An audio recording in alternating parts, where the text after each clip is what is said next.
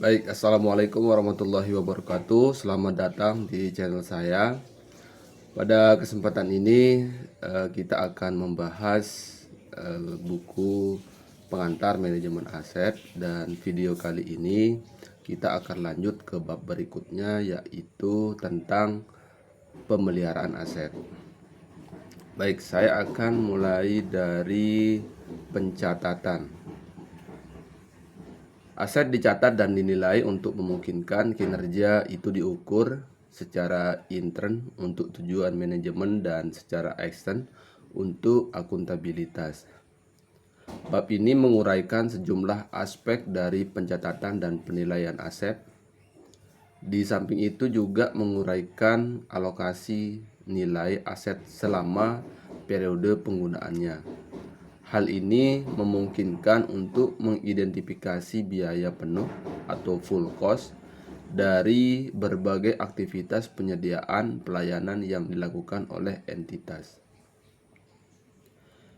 Entitas harus membuat keputusan yang informatif tentang aset yang mereka kontrol jika mereka ingin akuntabel mengenai kinerja fisik dan finansial dari aset tersebut. Mereka tidak dapat melakukan ini dengan efektif apabila mereka tidak memiliki akses yang cepat terhadap informasi yang diperlukan. Prosedur pencatatan, penilaian, dan pelaporan yang akurat sangat diperlukan sehingga keputusan untuk memodifikasi, merehabilitasi, mencari alternatif penggunaan, penghapusan dari suatu aset dapat didasarkan pada penjelasan. Beberapa informasi dipelihara untuk memenuhi persyaratan yang diwajibkan, sementara data tambahan hendaknya dipelihara sebagai bagian dari praktek manajemen aset yang baik. Informasi komprehensif tentang aset dapat menyebabkan jumlah data yang besar. Entitas harus menjelaskan kebutuhan informasi minimum dan menerapkan strategi manajemen informasi yang efektif untuk meyakinkan bahwa informasi yang dibutuhkan dan hanya informasi yang dibutuhkan dihasilkan, dan kontrol yang penting telah pada tempatnya. Informasi yang komprehensif, akurat, dan up-to-date atas suatu aset merupakan sesuatu yang vital bagi perencanaan aset yang efektif. Informasi yang bagus diperlukan untuk mendukung keputusan yang jelas tentang aset terkait dengan kapasitas pemberian pelayanan, pengadaan, pemeliharaan, dan penghapusan, dan memenuhi kewajiban pelaporan keuangan sesuai dengan undang-undang. Informasi yang dihasilkan tentang aset harus sesuai dengan tujuan pengambilan keputusan. Lihat uraian berikut. Yang pertama, keputusan strategis. Umumnya lebih memerlukan informasi yang sedikit atau singkat mengenai berbagai isu dan karakteristik aset terkait dengan tren, daripada data spesifik mengenai masing-masing aset. Dalam situasi seperti ini, tingkat akurasi kurang penting dibandingkan dengan kelengkapan. Informasi perkiraan atau ramalan seringkali diterima untuk tujuan pengambilan keputusan ini. Keputusan taktis lebih memerlukan berbagai informasi yang lebih banyak dan lebih detail. Tingkat akurasi dari data yang dibutuhkan tergantung pada kegentingan atau kekritisan dari keputusan yang akan dibuat. Dan keputusan operasional cenderung membutuhkan sumber data dengan tingkat akurasi yang lebih tinggi, seperti informasi yang mendukung keputusan day to day masing-masing pegawai. Informasi dalam daftar aset harus dapat diakses dengan cepat oleh individu yang bertanggung jawab untuk mengontrol dan manajemen aset atau kelompok aset, terutama secara real time. Nah, daftar aset hendaknya memiliki porsi untuk mencatat dan kinerja masing-masing aset individual. Sebagai contoh, data kinerja yang bermanfaat dapat mencakup ukuran kinerja operasional aset terkait dengan tujuan pemberian pelayanan, seperti ditunjukkan oleh indikator kinerja untuk kualitas pemberian pelayanan dengan menggunakan aset. Lalu ukuran seberapa intensif suatu aset digunakan, mengungkapkan kapasitas berlebih yang dapat dialihkan untuk tujuan penggunaan yang lain. Dan biaya operasi mencakup sebagai contoh biaya pembersihan dan energi dan pengeluaran modal atau capital expenditure. Informasi tadi harus dinilai oleh entitas dengan data praktek terbaik guna menentukan apakah aset telah dikelola secara efektif. Yang pertama, pertanggungjawaban. Nah, dalam suatu entitas, akuntabilitas atas aset akan dengan normal diserahkan kepada unit yang bertanggung jawab atas pemberian pelayanan yang didukung oleh aset tersebut. Kemudian rincian aset harus disebutkan dan dilaporkan pada level ini. Manajer individual selanjutnya dapat memantau dan mengatur penghematan dan pemeliharaan aset yang mereka kontrol. Rincian setiap aset harus dapat dikonsolidasikan dan diringkas untuk tujuan pelaporan keuangan dan manajemen. Apabila lebih dari satu daftar aset yang digunakan dalam suatu entitas, standar data yang umum harus dipakai untuk membantu mengkonsolidasikan data. Nah, yang kedua, ambang pencatatan.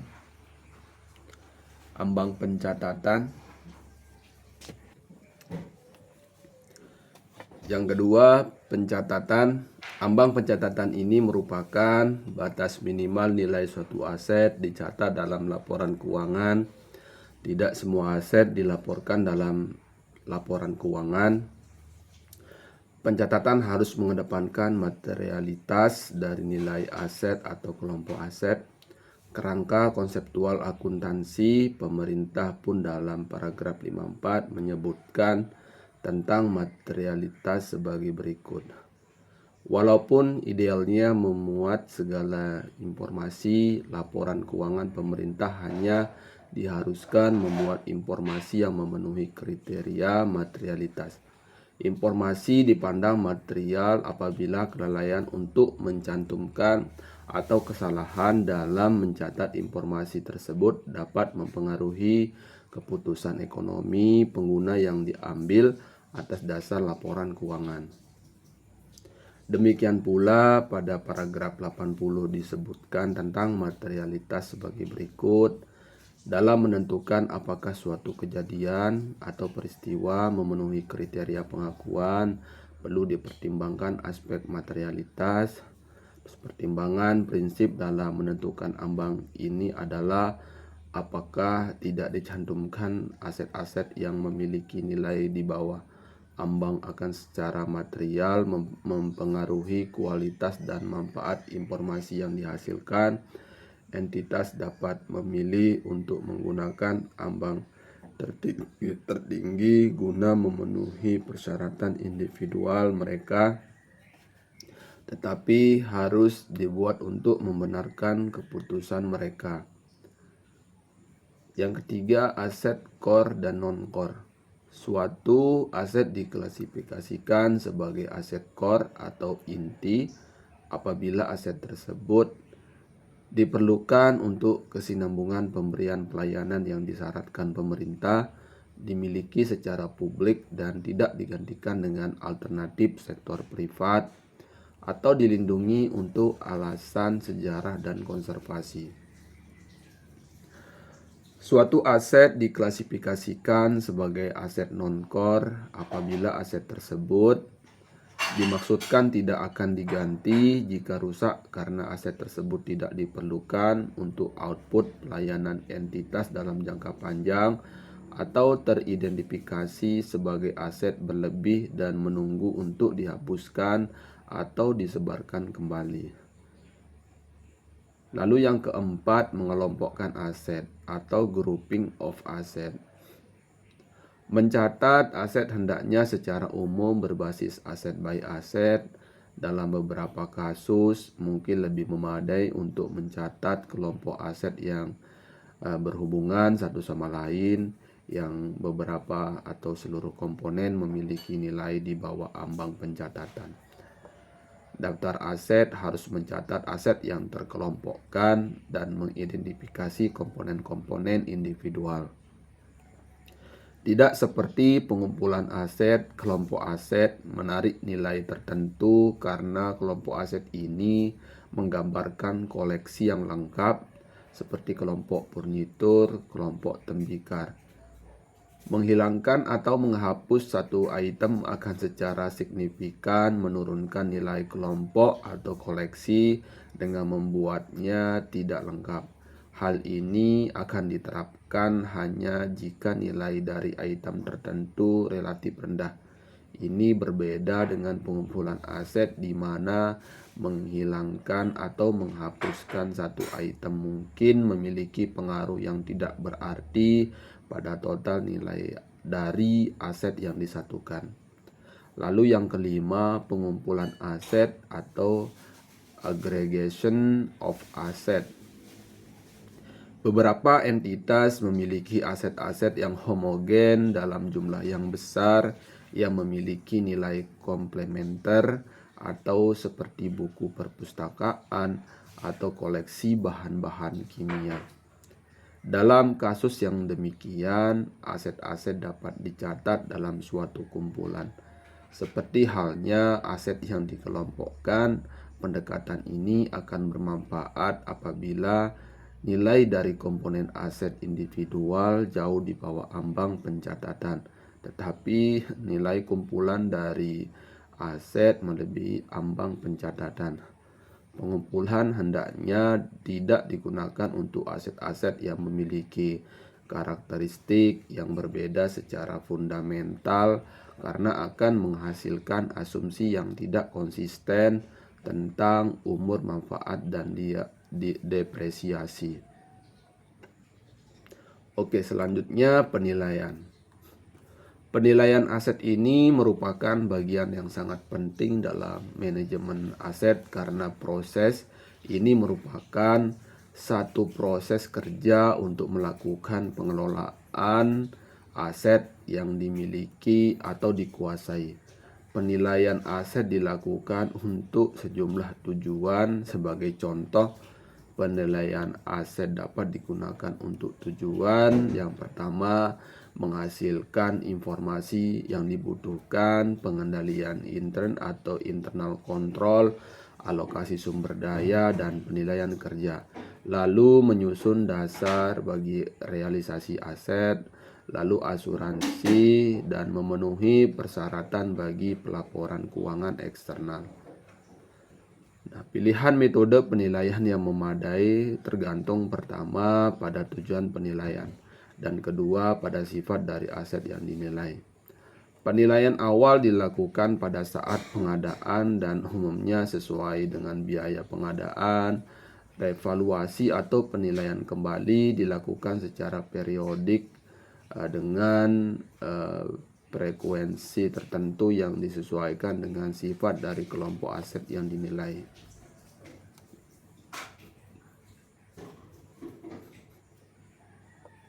Metode penilaian yang digunakan harus sesuai dengan pedoman atau standar dan peraturan perundang-undangan yang terkait.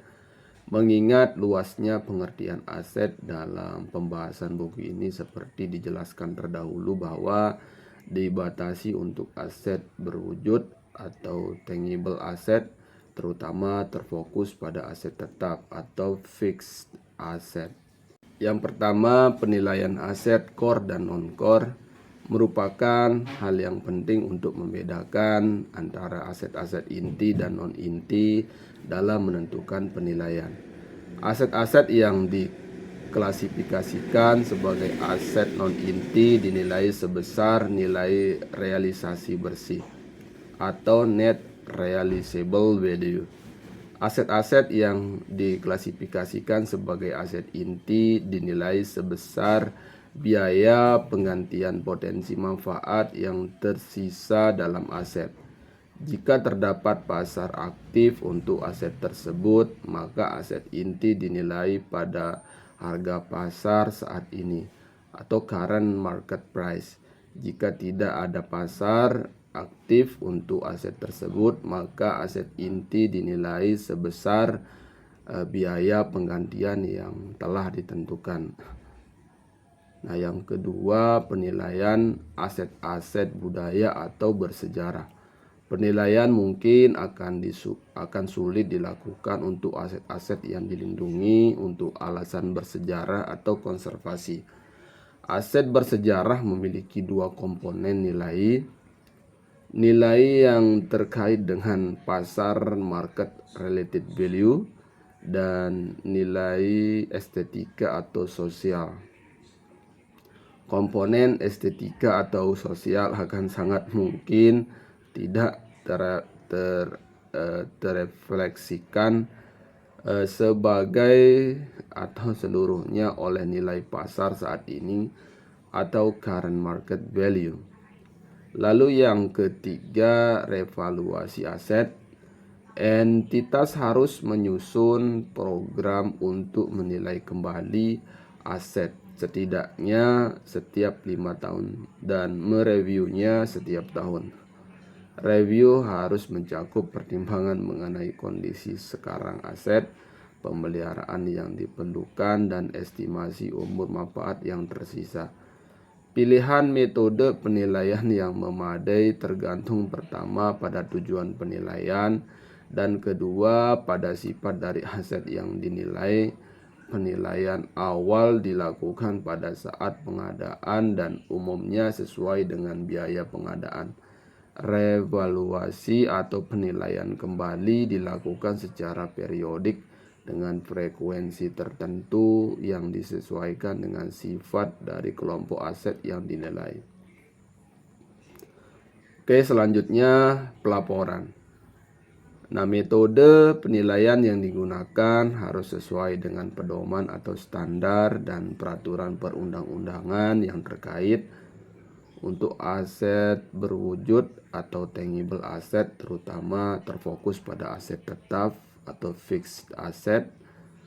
Pengakuan aset tetap sesuai dengan peraturan pemerintah nomor 71 tahun 2010 tentang standar akuntansi pemerintah. Lampiran 7, paragraf 7 dan 15 yang menjelaskan aset tetap diklasifikasikan berdasarkan kesamaan dalam sifat atau fungsinya dalam aktivitas operasi entitas. Klasifikasi aset tetap adalah sebagai berikut.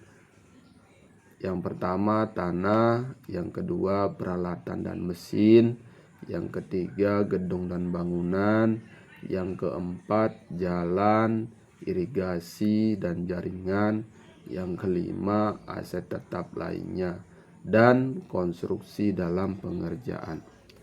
Aset tetap diakui pada saat manfaat ekonomi masa depan dapat diperoleh dan nilainya dapat diukur dengan handal. Untuk dapat diakui sebagai aset tetap harus dipenuhi kriteria sebagai berikut. Yang pertama berwujud, yang kedua mempunyai masa manfaat lebih dari 12 bulan atau lebih dari 1 tahun. Yang ketiga biaya perolehan aset dapat diukur secara andal. Yang keempat diperoleh atau dibangun dengan maksud untuk digunakan. Aset tetap dinilai dengan biaya perolehan. Apabila penilaian aset tetap dengan menggunakan biaya perolehan tidak memungkinkan, maka nilai aset tetap didasarkan pada nilai wajar pada saat perolehan. Peraturan Menteri Keuangan nomor 102/PMK-05 14/2009 tahun 2009 tentang tata cara rekonsiliasi barang milik negara dalam rangka penyusunan laporan keuangan pemerintah pusat menjelaskan bahwa penilaian barang milik negara atau daerah dilakukan dalam rangka penyusunan neraca pemerintah daerah, pemanfaatan dan pemindahantanganan barang milik negara atau daerah. Penilaian dilaksanakan oleh tim yang ditetapkan dan dapat melibatkan penilai independen yang bersertifikat di bidang penilaian aset. Penilaian barang milik negara atau daerah berupa tanah dan atau bangunan dilaksanakan untuk mendapatkan nilai wajar dengan estimasi terendah menggunakan nilai jual objek pajak atau NJOP. Hasil penilaian barang milik negara atau daerah sebagaimana dimaksud ditetapkan dengan keputusan kepala daerah. Demikian tentang pemeliharaan aset dari buku pengantar manajemen aset.